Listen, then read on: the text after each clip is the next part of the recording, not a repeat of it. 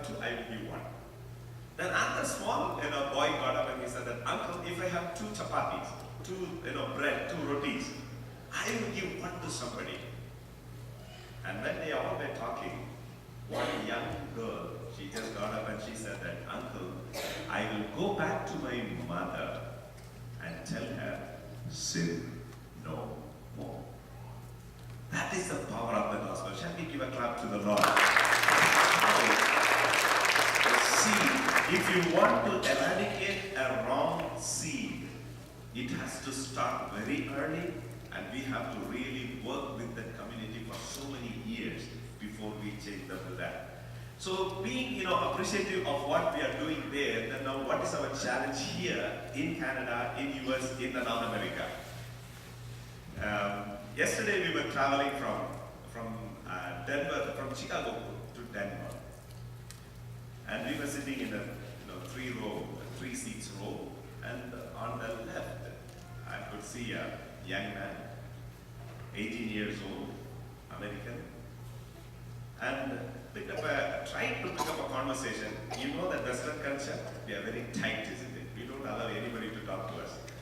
And I tried, and then he was trying to sleep, and I just left him.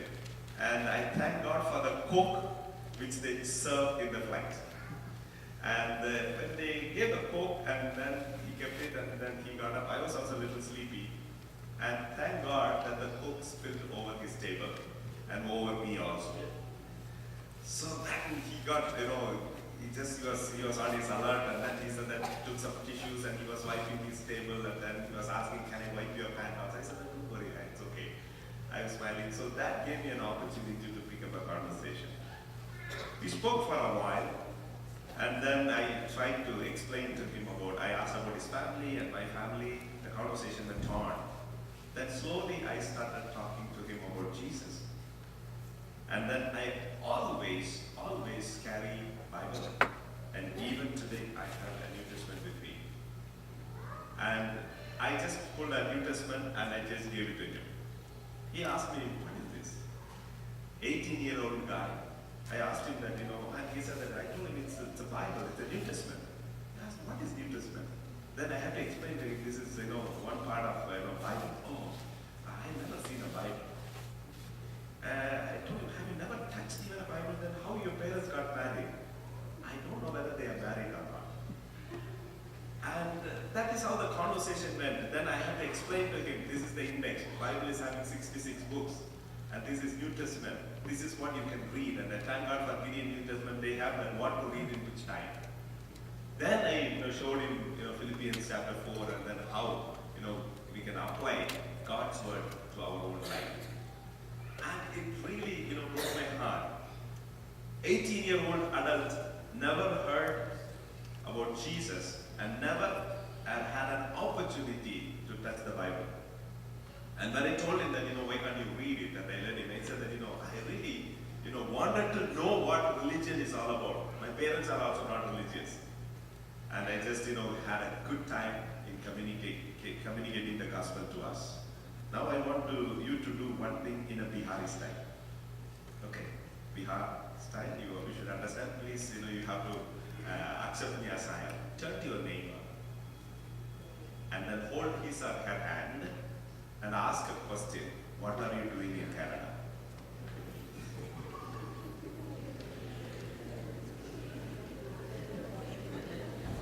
Some of you find it very difficult. When I say that it is missions challenge, it is missions challenge here, right here. Now you may ask a question. Well, see, this New Testament I'm carrying now, from where I got it? I got it from Bihar, from India. I took around 40 New Testaments. If you take my luggage, it will be like a stone rock. It's heavy. I have to plan in India before. See, I'm coming to talk to people about gems and to challenge people into missions. But we should never ever forget that we have a mandate to carry with us, whether it is in Bihar or whether it is in Canada. May God help us to understand this in a much broader way. Gems, when we work in India, the things are not very easy. You know that the government which we are facing now, all the incidents you might have read in the newspaper and news. Once I was sitting in my office and then I got a phone call from one of my friends. I got a phone call from a stranger. He said, Jeb's office. He said that, yes. How did you get my number? I got it from the calendar. What is happening? He said that, your guys are beaten and then they are taken to the police station. Yeah, sure. I said that, what is the location? And I found out and the place is called Malkapur. Then I found the police station number in Malkapur. I tried to contact that police officer. Nothing worked. You know what happened? The church, after the church service, they said that we'll have a love meal. They all had their own potluck lunch, and then they took everything, went to the riverside, and they were eating outside in a public place. The anti-Christian government people, anti-Christian political people, they just came with the 3 auto rickshaws, and then they thrashed everyone, children, adults, the missionaries, everybody. And at last they caught hold of 3 guys, really beat them like anything. And one guy was, bleeding from his ears. They teach them how to kick in the ears. And then they pulled them to the police station, and then they were kept in the police station without any complaint. Till evening, they were not given medical treatment. And by a lot of people, I had to call many people, they go, and in the evening, a tussle came, whether to file an FIR or whether to forgive and to just leave it. And we chose to forgive. We just left it, no complaints made. Because the work has to continue in that place. And one of our workers lost a hearing in 1 year, even till today. Oh my God. His eardrum is totally broken. When I visited them the next time, I was very gloomy and I was looking, Lord, what will happen? How can I meet these guys? They have bloodshed blood. When I went there, when I was talking, they were cracking jokes. You know what they were telling? Oh brother, next time when they beat, we should not hide like this. We will hide like this because our ears will be protected. I asked them, are you not upset? He said, why? We are counted worthy to be beaten for the sake of the gospel. And that time I made a commitment there. Lord, if at all we are building the next church building, in that area, we will build it right in that place that we dig it. In that place, there is a church now happening, and the most joyful time I enjoy is that when we put the cross. And where there is no cross, we will drive for miles and miles and miles, we won't see any church there. And it is our dream and desire that we will see churches in the places where the churches are not built. And thank God for all of you that you have come here. And I am sure that as we listen to Brother Jebakumar, it will definitely challenge us. You may ask that, what can we do further? Visit us. From BAOC, Brother Mori Cornelius has brought a lot of teams to India. And even many of you, if any one of you are interested, please talk to Shekhar. He will be able to coordinate. Visit us. And then you can know more about us, that we will be able to work together. And it's a privilege for me to really introduce Bro.Augustine Jebakumar, one of the pioneers, a tall Indian Christian mission leader who was attracted by many people. See, I did my PhD in computers and I was working. And when I met him and when I saw the work in GEMS, I thought that I need to partner with these people and work. I resigned my job and I joined GEMS. And that is the power and anointing of God which is upon him, who went to Bihar 1972. And it's one of the very remote and one of the very difficult place for missions, and he went there and God has joined an army of people to reach the unreached for his glory. Shall we put our hands together and welcome him?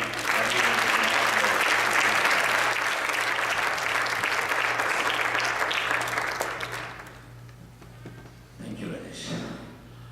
It's great to be here with you in this evening time for this Missions Mandate 2018.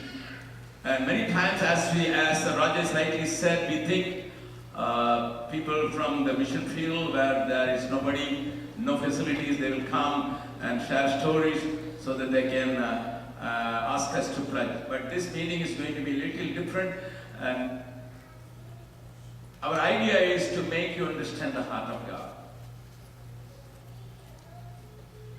Just to give a mission scenario, I would like to put few Hindi words in your mouth so that we can sing and learn a small chorus, very small chorus. And I strongly believe you will, as you hum, it will make you remind again and again the need outside here as well as in India back. And I know Vancouver is filled with a lot of people, those who can understand Hindi, speak Hindi, and so this can be also a big mission field as you hum this small chorus. Repeat with me. It is very easy. Mere man mein tu hi tu. What does it mean? Lord, my mind is so filled with you and you alone. Mere nazaron mein tu hi tu. Mere honton mein tu hi tu. Mere dil mein tu hi tu. Only 4 words you have to learn. The rest of the things are very similar, very simple. Let me tell it again. मेरे मन में तू ही तू, मेरे नजरों में तू ही तू, मेरे होंठों में तू ही तू, मेरे दिल में तू ही तू. I'm not a great singer like my brother, but anyway I will try so that you can learn and sing along with me. मेरे मन में तू ही तू, मेरे नजरों में तू ही तू, मेरे होठों में तू ही तू, मेरे दिल में तू ही तू, मेरे मन में तू ही तू, मेरे नजरों में तू ही तू, मेरे होठों में तू ही तू, मेरे दिल में तू ही तू रहे, मेरे मन में तू ही तू, मेरे नजरों में तू ही तू, मेरे होठों में तू ही तू, मेरे दिल में तू ही तू. जा यीशु,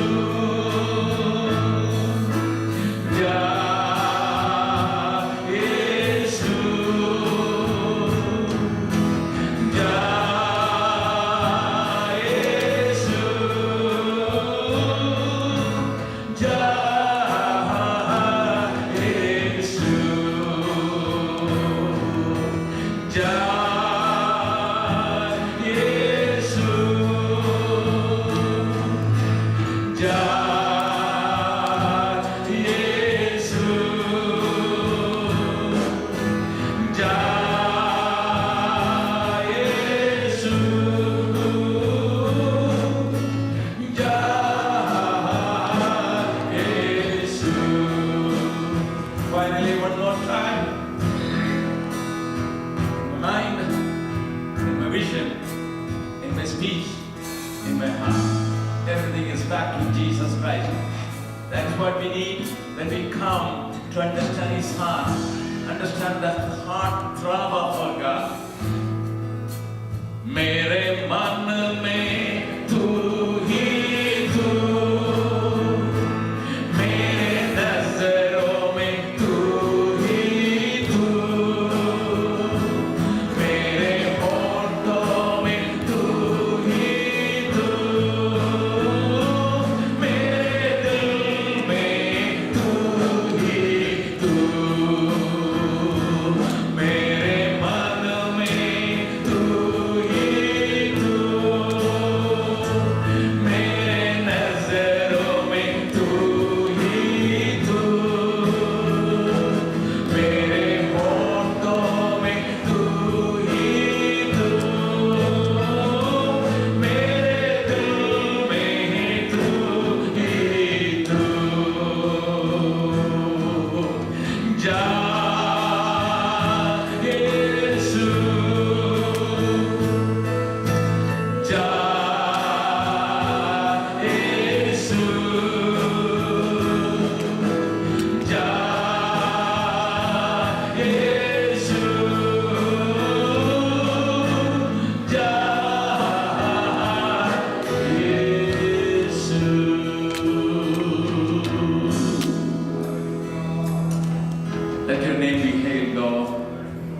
lifted up. In Jesus' name. I would like to draw your attention to Mark chapter 2, verses 1 to 12.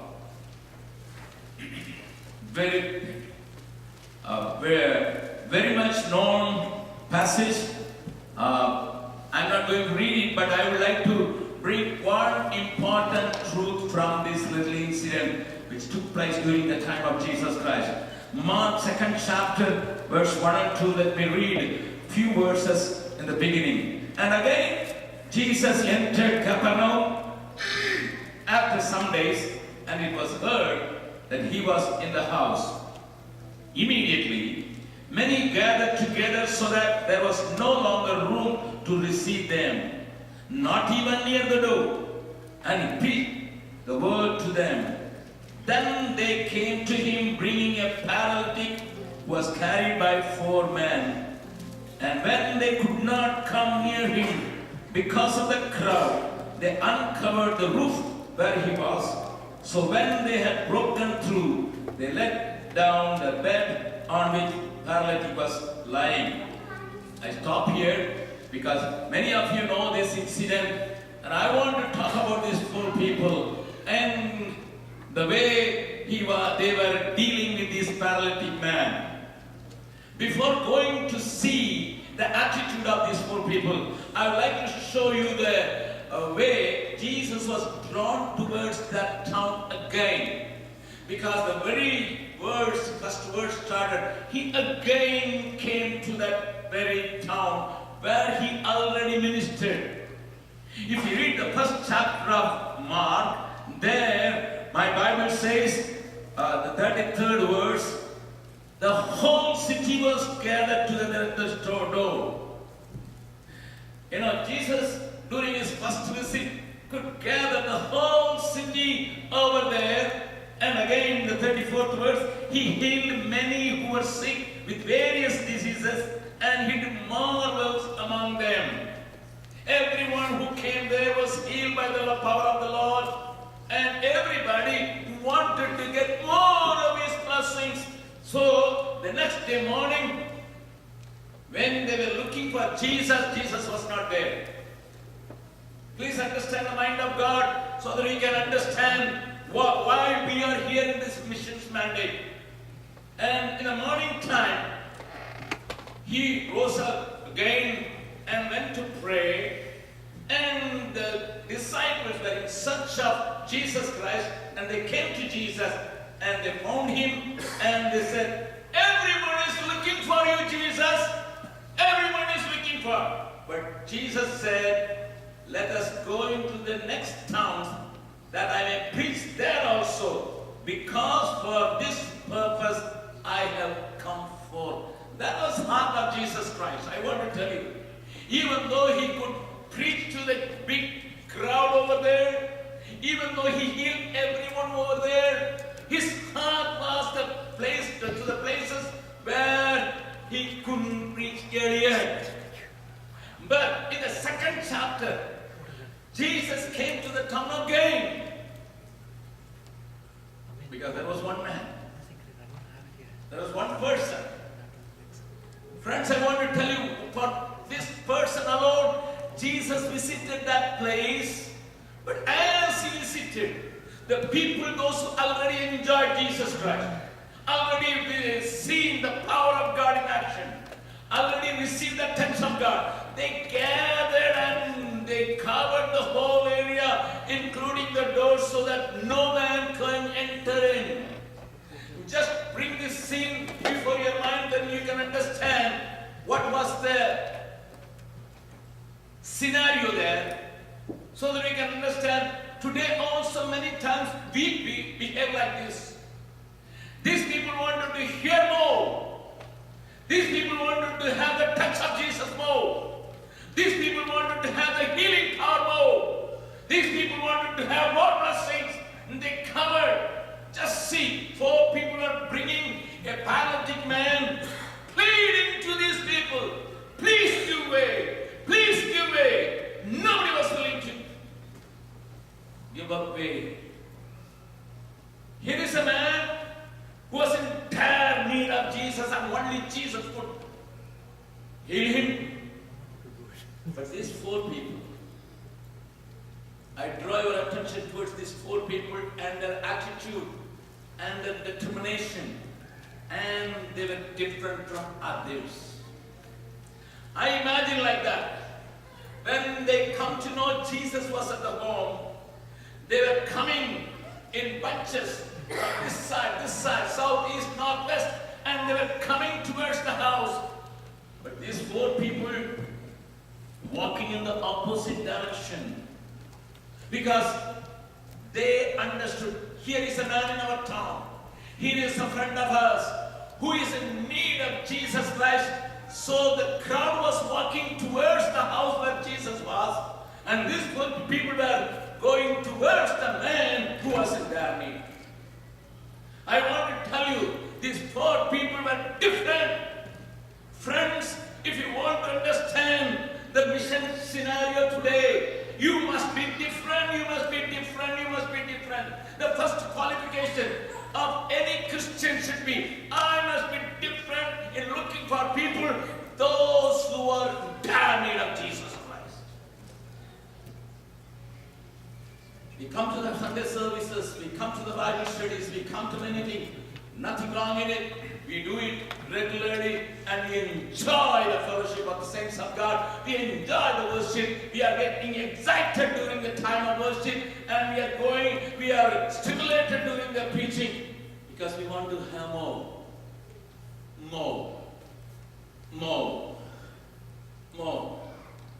But if you want to stimulate heaven with the joy, only one thing can be done. Because the joy in heaven can happen if we bring one seeker to the presence of God. My Bible says very clearly, because of the one person brought to the kingdom, the whole heavens, the angelic beings will be glad.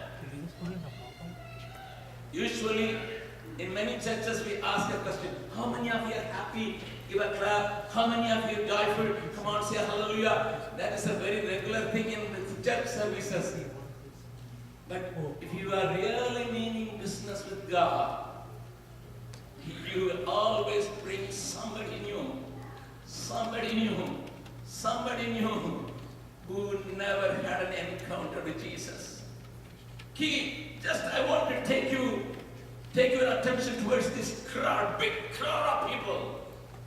And here is a pathetic man. He couldn't do anything on himself. 4 people were carrying him. But these people never listened to them. They never wanted to give a way for them. But I thank God, these 4 people are different. I see a lot of 4 people are different in the Bible. If you turn with me to Joshua 3rd chapter, there you can see 4 priests carrying the Ark of Covenant. And Joshua told them, come on, you have to take the whole 3 billion people to the promised land. But Jordan is flooding, and as you lay your feet on the water, you make a way. If I were there among those 4, I would definitely tell Joshua, you don't follow your old leader. Old leader raised his hand and raised his stick, and he made the way and asked us to go. But you are asking us to go. But they didn't say that.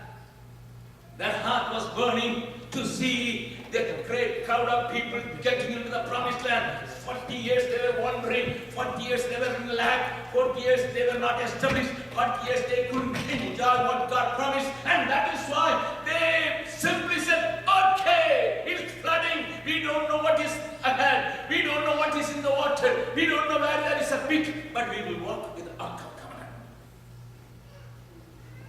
If you are having a burden and love for your fellow beings, if you are having a love for your family people, if you are having a real love for your people around you, around the world, around the nations, you will definitely obey God's commandment, because He said, go into all the world. Friends, I want to tell you about these 4 kind of people we need today also, 4 kinds of people. Again, I would like to remind you another force, then I come here.